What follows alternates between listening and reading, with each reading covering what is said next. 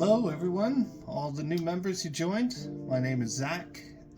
You can call me Zach or Boar, whatever. I am the only developer and the owner of Red Coin. So I just wanted to make a quick little video to welcome you, say thank you for joining, thank you for showing all your interest. The support has been far beyond what I could have ever thought and expected. So thank you first off for joining me on this journey.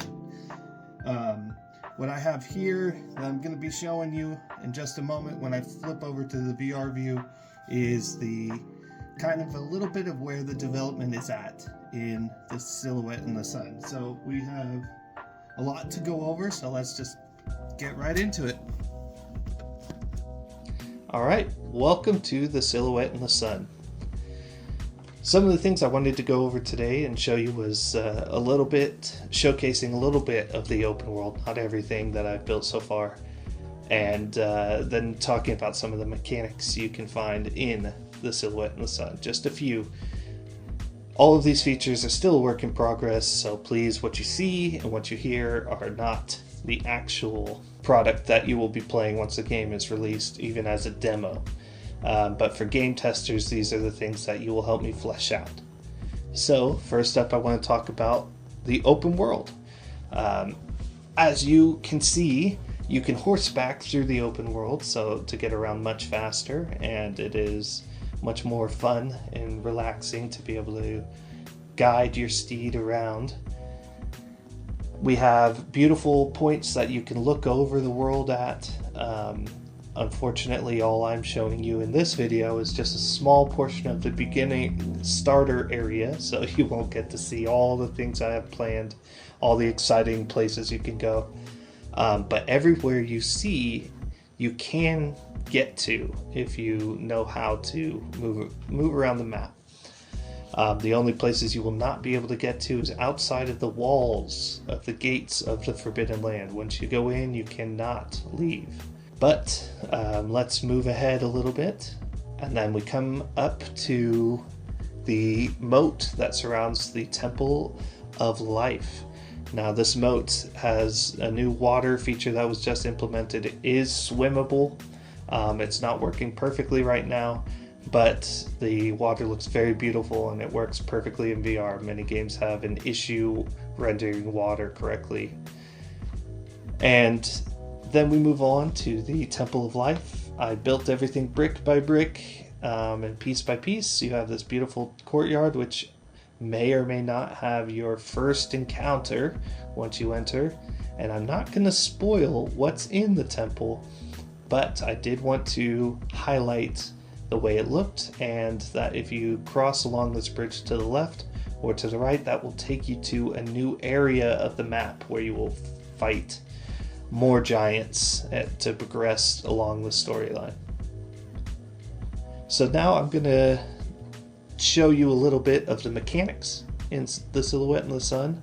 First off, we have the bow and arrow, which is just a temporary thing. I modeled these, but I have not textured them or anything like that. But as a person who comes from a tribe, you may not have access to the highest technology weapons and things like that, so they have given you this bow and arrow made out of antlers, which shooting the bow and arrow while on horseback is probably the most addicting thing in the game so far. A lot of the game testers that I've had have gotten lost for 30 minutes just sitting there practicing, and it is a skill. It takes a lot of skill to fire it correctly at your target, because the horse does move you around a little bit, because of course you're attached to the saddle and the saddle moves.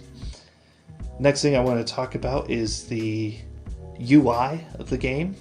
On both gloves, on the left and right, you can see your health bar, which is a dark green, and your stamina bar, which is an orange. Now, they both regenerate slowly over time. The stamina regenerates much faster than health, but if you climb or if you're dashing, those sorts of things use stamina. And so when you run out of stamina, you can no longer dash, or you might just fall off of whatever you're climbing. So there are two ways to get your stamina back. One is by not climbing at all, so if you're just standing on the surface. And the second thing is by holding onto a ledge with both hands. Now, if you hold on with both hands, the stamina regenerates really quickly. So when the giants try to shake you off or whatever the case may be, you'll have to put your sword away, you'll have to sheath it and grab on with both hands and make sure you are not being shook off of this giant. Now, another thing I'm not showing yet is the giants, because that is still a work in progress. I am 3D modeling them and doing the concept designs right now, and I'm so excited to show you that in the future. But as you fall, you will take fall damage, so one of the ways to avoid that is to do something that not a lot of other VR games have in their titles. As you're sliding down, it'll slow you just a little bit, and you will not take fall damage. So definitely use that to your advantage when you are trying to get somewhere quickly. But if you were to fall off the back of a giant, it will still hurt when you land, that kind of thing. Now, the last thing I wanted to go over is the controls for the horseback riding.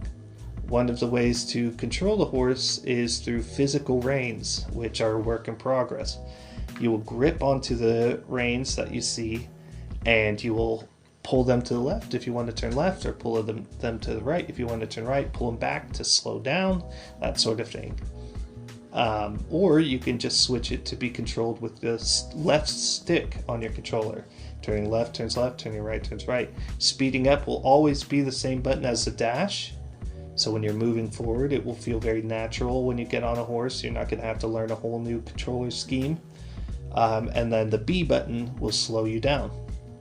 You can also jump while on the horse, which allows you to get places much quicker. And if you are going max speed and you click the A button, you actually do get a very slight speed boost. So all those people who will smash the A button to try and go quicker, you are actually going quicker by doing so. So all these things and so much more are coming to the game. There's a very deep 3,000 year history, which I will talk about in other videos. And the lore is very deep. There's a lot to do in the world. You won't meet a lot of travelers or things like that as you go about your business, but there will be critters and birds and other things that you will see, and it's just this very beautiful experience, and I'm really excited to share it all with you. So thank you again for joining me, and I hope to talk to you soon.